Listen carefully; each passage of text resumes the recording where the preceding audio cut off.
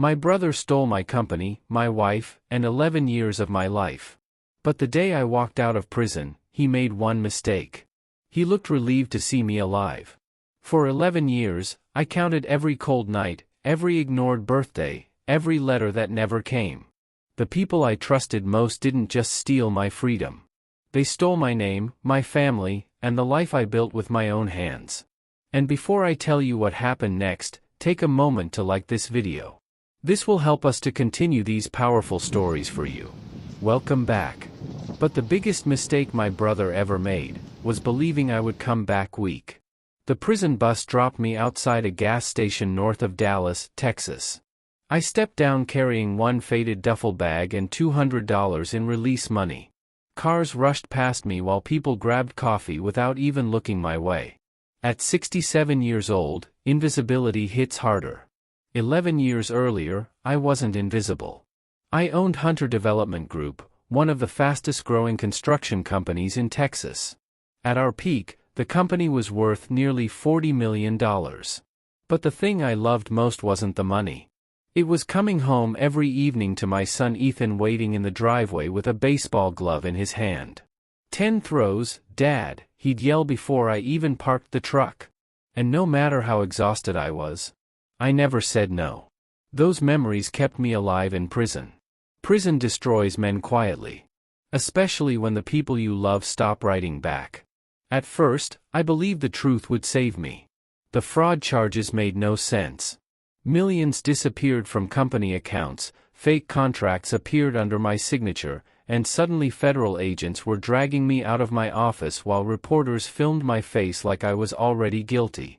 I kept telling everyone the same thing. I didn't do this. But then my younger brother Daniel took the stand. He looked the jury in the eyes with tears running down his face and said, "I trusted my brother with everything." That sentence buried me deeper than the judge ever could. My wife Carol stopped answering prison calls after 6 months.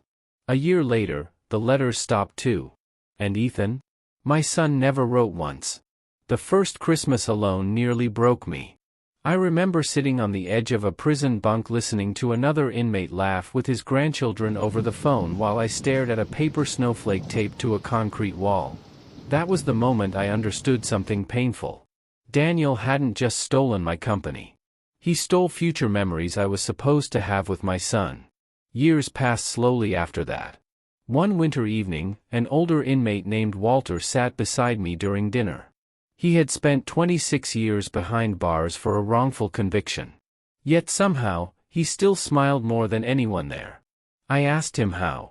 Walter shrugged and said, "Someday, the truth embarrasses the liars." That sentence stayed with me for years. From then on, I stopped wasting energy imagining revenge every night. Instead, I prepared. I worked in the prison library almost every day, studying old case records and financial files connected to my company. And eventually, I found the truth. The deeper I dug, the clearer it became. Daniel hadn't framed me in panic. He'd been planning my destruction for years. And what I discovered later shocked even my lawyer. Daniel had secretly drained employee retirement accounts before my arrest. He'd hidden money overseas. He even emptied Ethan's college fund 3 weeks before my trial. My own brother stole my son's future while pretending to cry for him in court. That night, I couldn't sleep. For years, I told myself Daniel was greedy. But now I understood something worse. He was patient. Patient people are dangerous. Especially when they wear smiles. And while I sat in prison eating cafeteria soup under fluorescent lights, Daniel was vacationing in Italy with Carol using the company jet I paid for. I found the photos online after my release. There they were smiling on a yacht while I counted quarters in prison commissary just to buy toothpaste. That kind of betrayal changes a man permanently. But prison taught me something unexpected too. It took my freedom. But strangely, it also taught me who deserved access to my heart. 3 days after my release, I visited a public library downtown. I searched Daniel's company records for nearly 6 straight hours. And then I saw it. A hidden land purchase connected to offshore accounts in the Cayman Islands. Illegal. Sloppy. Desperate. Fear leaves fingerprints on people. And Daniel was terrified of something. That evening, I called the only person who still believed me. My attorney, Margaret Reeves. She answered on the second ring. For a moment, neither of us spoke. Then she whispered, "Thomas?" Hearing my real name again nearly broke me. "I'm home," I told her quietly. Margaret started crying immediately. She admitted she spent years trying to reopen my case, but Daniel's influence buried everything. Witnesses disappeared. Records vanished. Investors protected him because he made them rich. But when I explained what I found, her voice changed instantly. "How much evidence do you have?" she asked. I looked down at the motel bed covered in folders and documents. "Enough to destroy him." Silence filled the line. Then I finally said the words I'd repeated in my head for over a decade. "His time is up." And before I tell you what happened next, take a moment to like this video if you enjoy powerful stories like this one. For the next month, Margaret and I worked quietly. No dramatic threats. No screaming confrontations. Just patience. Federal investigators reopened financial records. Anonymous tips reached journalists. Investors began panicking. Then the first domino fell. One Friday morning, federal agents raided Daniel's headquarters during a shareholder meeting. Employees walked outside carrying boxes while reporters crowded the parking lot. By nightfall, every local station was covering the scandal. Fraud. Money laundering. Corporate theft. The exact crimes I went to prison for. But none of that compared to what happened 4 days later. I was feeding birds alone at a small park when I heard a voice behind me. "Dad?" I turned slowly. Ethan stood there.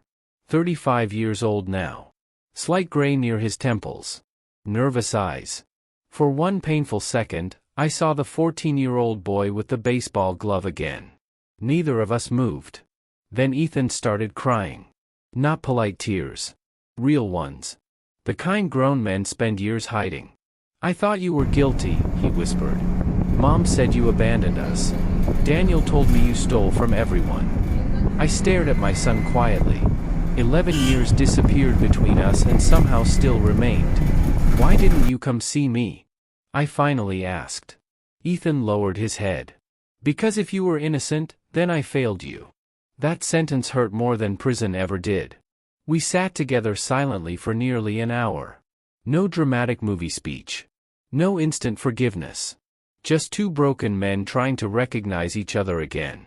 Sometimes forgiveness arrives tired. Over the next few weeks, Ethan kept visiting me. We talked about life, regret, baseball, and all the years we lost. One evening he admitted something quietly. "Daniel used to say prison turns people into monsters," Ethan said. "But honestly, I think he became one long before you did." That was the first time I realized Ethan suffered too. Children don't escape betrayal. They inherit it. As for Daniel, his empire collapsed faster than it was built. Investors disappeared overnight. Business partners suddenly claimed they barely knew him. Funny how loyalty disappears when handcuffs arrive. Carol contacted me after the arrests became public. At first, I ignored her calls. But one afternoon, she showed up outside the small woodworking shop Ethan and I had recently opened together. She looked older. Nervous. Smaller somehow. For almost 10 minutes, she explained herself. She said Daniel manipulated everyone. She said she was scared. She said she didn't know what to believe. When she finally stopped talking, I asked her one question. "Did you ever once believe I might be innocent?" Carol opened her mouth, but no words came out. That answer told me everything. So I simply nodded and walked back inside the shop. Some doors close quietly forever. 2 months later, Daniel requested to see me before sentencing. At first, I almost refused. But part of me needed to see what 11 years of lies had turned him into. When I entered the room, he looked smaller than I remembered. Older. Afraid. For nearly a minute, neither of us spoke. Then Daniel quietly asked, "Do you hate me?" I looked at my little brother sitting there in handcuffs and realized something surprising. I didn't. Hate requires energy. And I was finally tired of giving him mine. So I stood up slowly, adjusted my coat, and said the last words I would ever say to him. "You stole 11 years from me, Daniel. Don't waste what's left of yours." Then I walked out without looking back. A year later, Ethan and I still run that little woodworking shop outside Dallas. Nothing fancy. Just honest work. Every morning before opening the shop, we drink coffee together in silence. And sometimes after work, Ethan grabs 2 old baseball gloves from the office shelf. "10 throws, Dad?" he asks with a small smile. And no matter how tired I am, I never say no.